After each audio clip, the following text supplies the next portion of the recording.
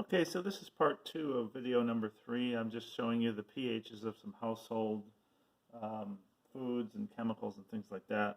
I checked, instead of using the water softener salt, I just used, um, sea salt that you'd add to food and letting it sit here in water. And you can see it is coming up to pretty close to pH 7, as you would expect. So I think that last reading from that last video was incorrect. You should have a pH pretty close to 7, or this probe could be off by as many as half a pH unit. I've been using it all night here and trying to clean it as well as I can, but even traces amounts of other chemicals could cause this probe to malfunction. What I have noticed with these pH probes is they tend to drift up as you let them sit out. I'm not sure what's going on there, but it is, as you would expect, a neutral solution. Think about why table salt is neutral and not acidic or basic. Let's put that aside because I got a very small space to work with here. Let's rinse off the probe. And I thought, why don't we try liquid soap? So I just have tap water in here. Let's just put the probe back in there.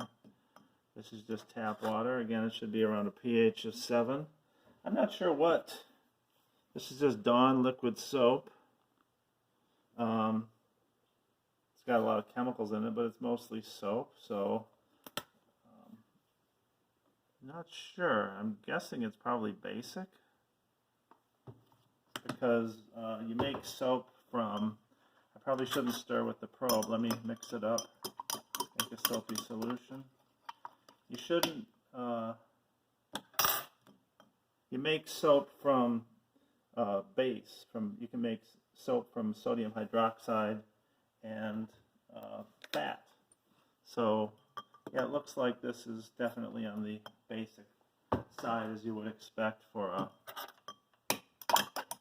this chemical.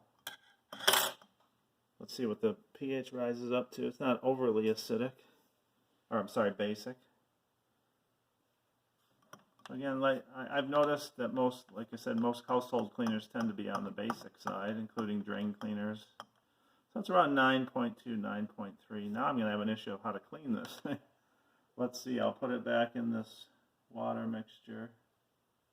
Now I got a problem with a soapy probe here, so that is going to be an issue with the rest of the solutions. I should have done that one last. Okay. Let's see if we can't clean that off pretty well. Alright. Let's see, it's reading kind of acidic, putting it in the cleaning water. Let me show you concentrated ammonium hydroxide, as you would expect. Let's just put it in, this is water, I have it in here. So again, the pH is going to rise. But just one drop of this, as I showed you in the other video, I think you can see that, yeah. One drop of ammonium hydroxide in this couple hundred mils of water makes the pH jump through the roof. Now if I just add a ton, like 10 drops of this stuff, how high does he knows the pH doesn't go up that much. There's a limit. So as you get to the top of the pH scale, the change in pH gets smaller and smaller, but just got a strong whiff of ammonia too. That stuff is powerful. So as you would expect, that is on the basic side. So let me put that there and there. Okay. Now let's thoroughly rinse this probe here. I'm going to get another container of water so I can really mix, because I think that soap was interfering. Let's put some distilled water in here. Clean this out. The last one I wanted to show you was laundry bleach. Let's make sure that that's pretty close to neutral, as you would expect. I'm going to throw that over here in my waste container. I also add a little bit more water to thoroughly clean this probe off. And then I'll put it back in the buffer solution just to make sure we're reading the right, or pretty close to the right value. So if everything's okay, this should go back to about pH 4. Okay, we're good. It's a little contaminated, 4.2, but okay, we're off by about 0.2 units after all this transferring of the probe to different solutions. That's not too bad. So let me rinse that off.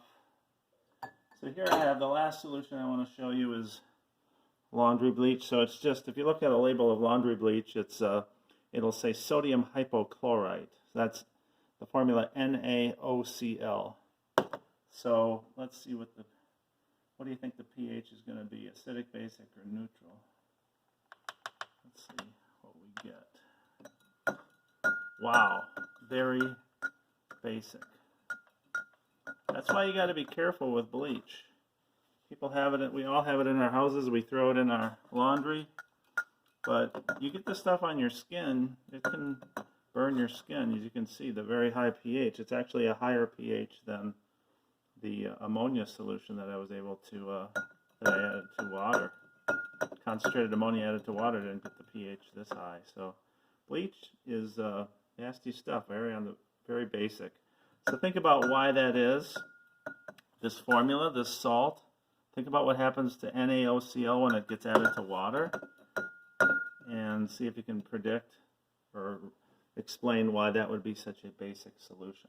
So this will end video 3 part 2, and I have one more video to show you. It'll be showing you some acid-base indicators made from red cabbage.